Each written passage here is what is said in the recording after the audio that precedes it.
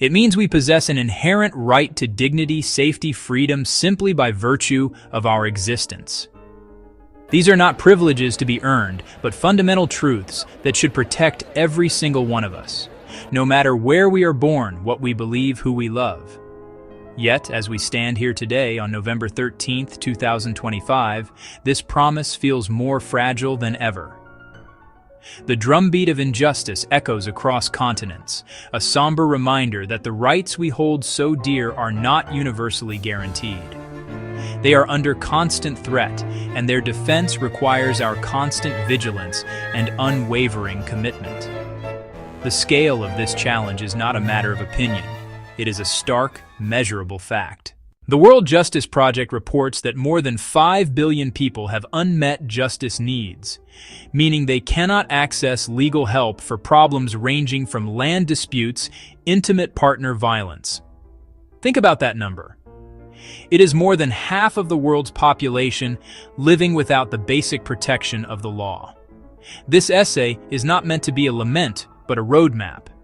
It promises a clear story to ground us in the human reality of this crisis, and it will lay out 3 concrete, achievable actions we can all champion to fortify the rules that safeguard us all. The fight for human rights is not a distant, abstract battle waged by diplomats in quiet rooms.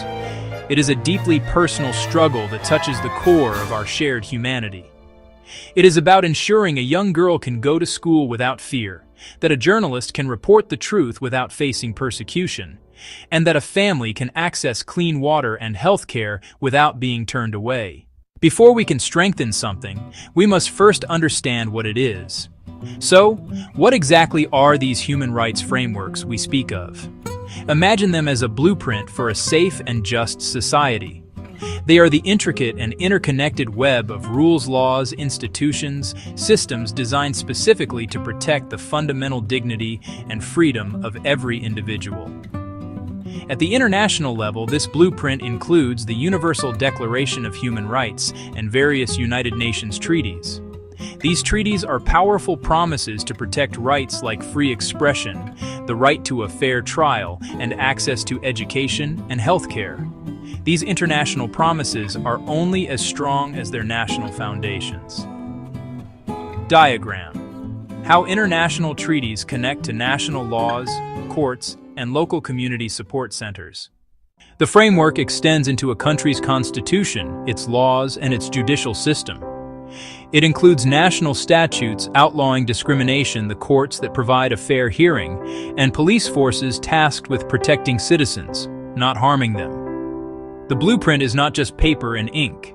It is also made up of living, breathing institutions. Independent national human rights commissions, non-governmental organizations advocating for the vulnerable, and local community centers, providing direct legal aid and support to those in need. When this entire system works in harmony, it is a beautiful and powerful thing. A person who has been wronged can find a clear path to justice. They can point to a specific law that protects them, find a lawyer to help them navigate the system, and trust that a judge will rule fairly based on the evidence. The framework acts as a shield, deflecting the blows of injustice and abuse of power. Unfortunately, in too many places, this blueprint is ignored, or the structure is built with faulty materials. Frameworks fail when laws have loopholes that allow for discrimination, or when they are written in such complicated language that ordinary people cannot understand their own rights. They crumble when the courts are not independent, when police are corrupt, or when leaders simply decide to ignore their own country's legal and international obligations. The framework becomes a hollow promise, a beautifully drawn plan for a house that was never built.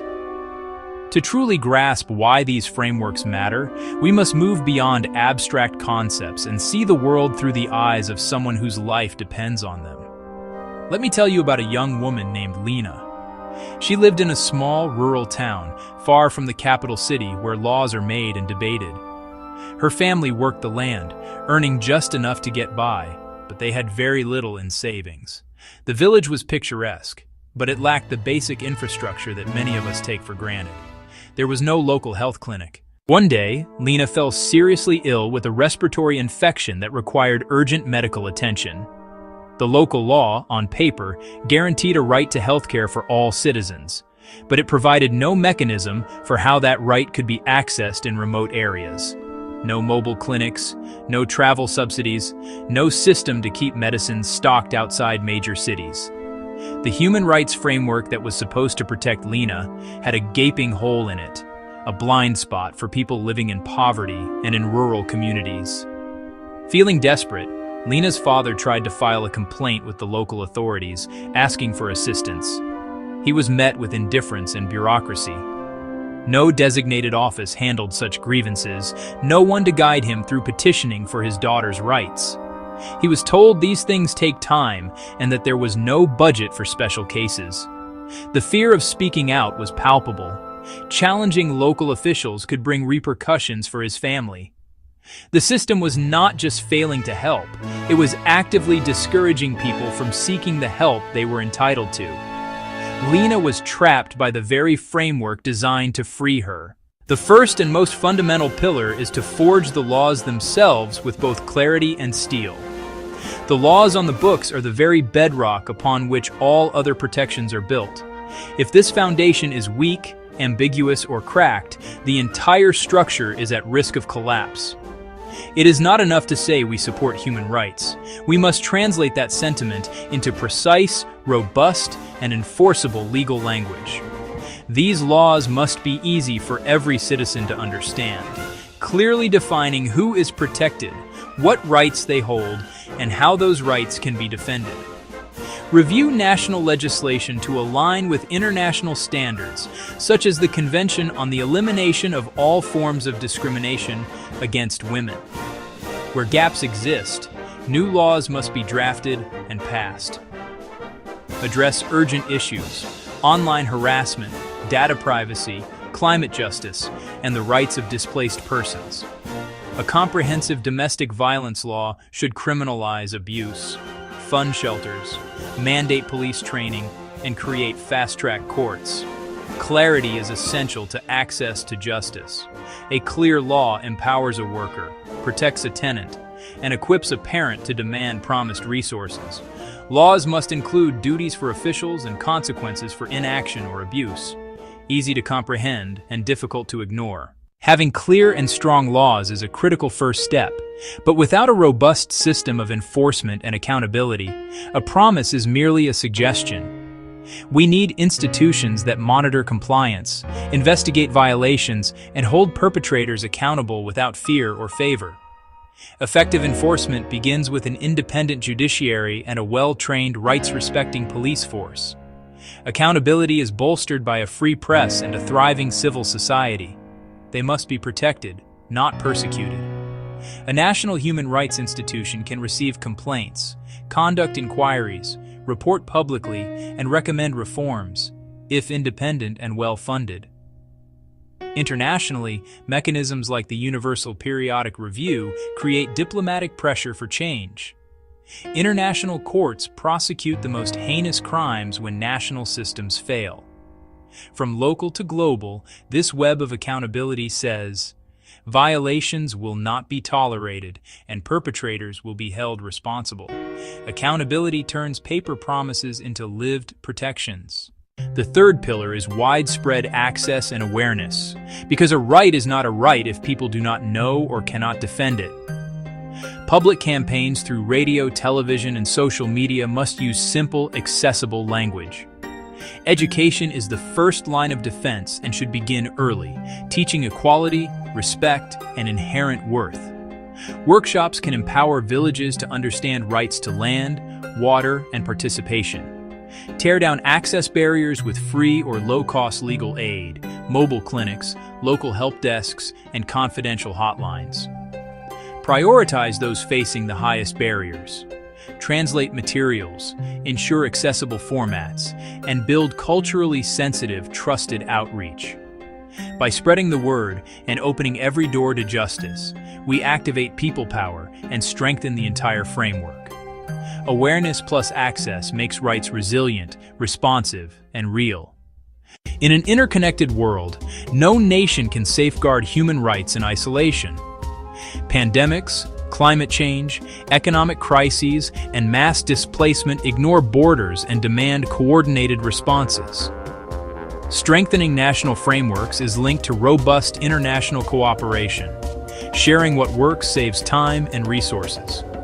A country can share legislative texts, training manuals, and data with those just starting that journey.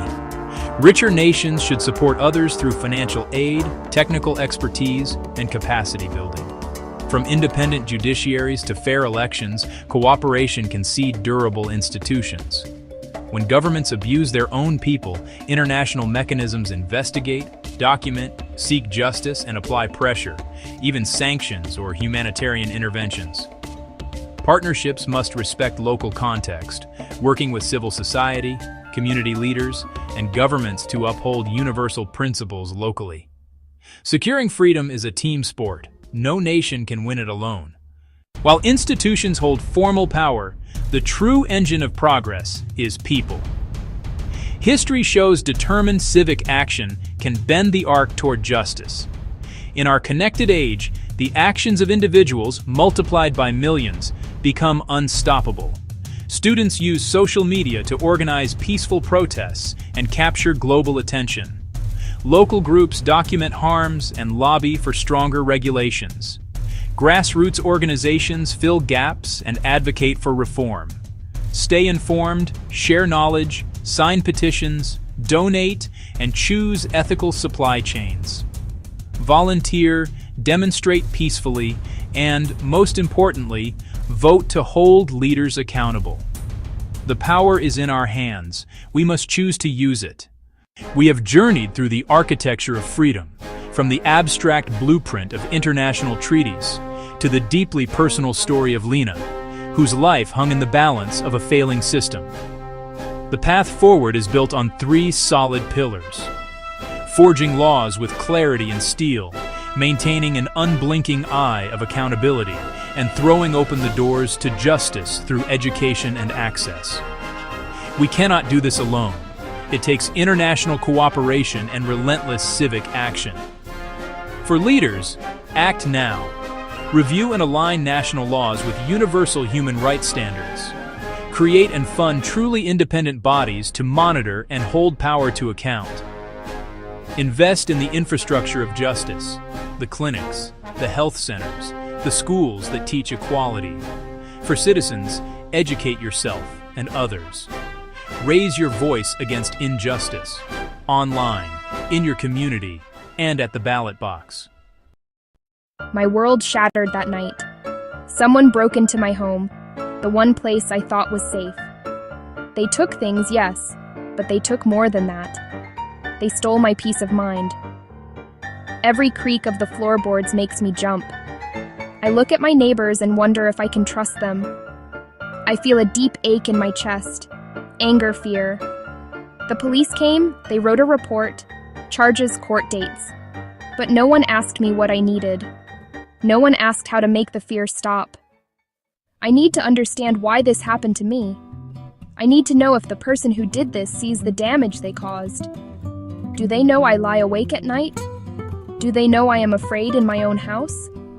I need them to hear my voice. I need them to see my face. I need them to understand the harm they created.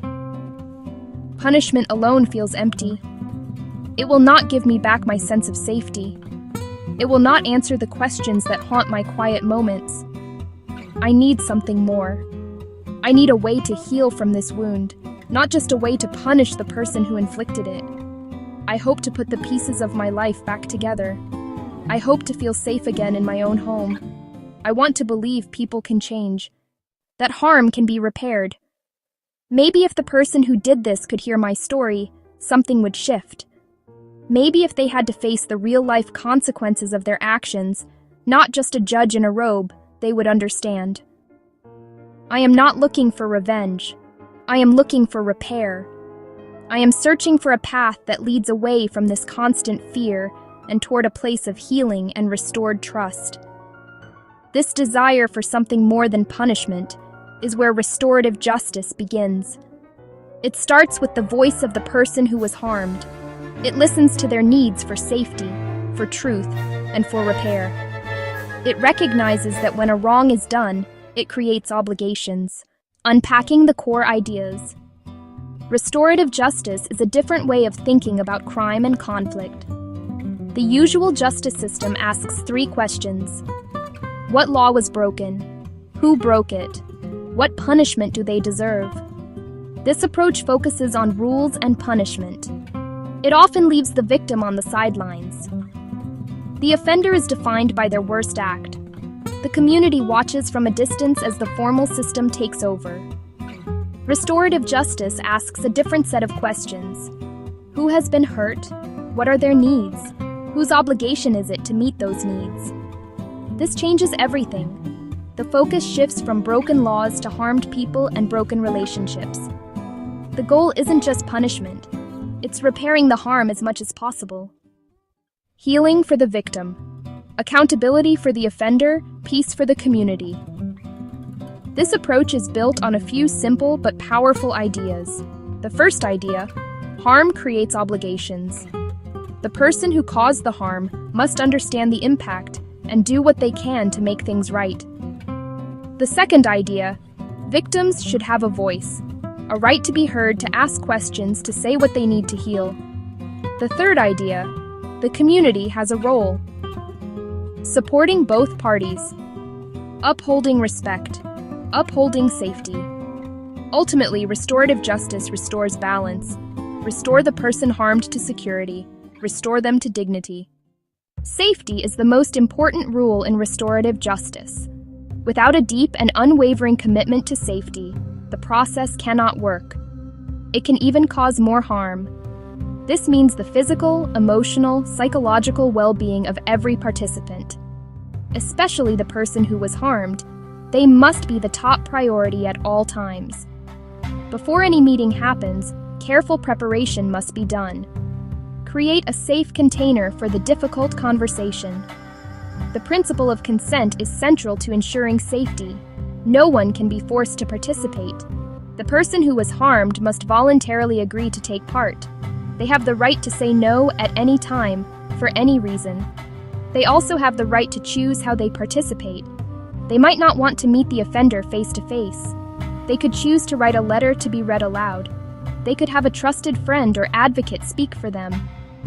Giving the victim control over their participation helps restore agency. A trained facilitator plays a critical role in establishing and maintaining safety. This person is not a judge, but a guide. The facilitator meets with the victim separately. The facilitator meets with the offender separately. They listen to each person's story. They explain the process clearly. They set ground rules for respectful communication. During the meeting, the facilitator ensures rules are followed. No one is shamed, no one is blamed, no one is interrupted. The facilitator's calm and steady presence helps everyone feel secure enough to speak honestly and vulnerably. The restorative meeting, often called a conference or a circle, is the heart of the process. It is a carefully structured conversation designed to allow for truth-telling and problem-solving. It is not an argument or a debate. It is a guided dialogue with a clear purpose: to address the harm and decide together what needs to be done. The structure is simple but powerful. The meeting begins with the person who was harmed. They share what happened and how it affected them. Next, the person who caused the harm responds, acknowledges, and accepts responsibility. Afterward, the group creates a plan: apology, restitution, service, counseling, and writes clear steps everyone agrees on.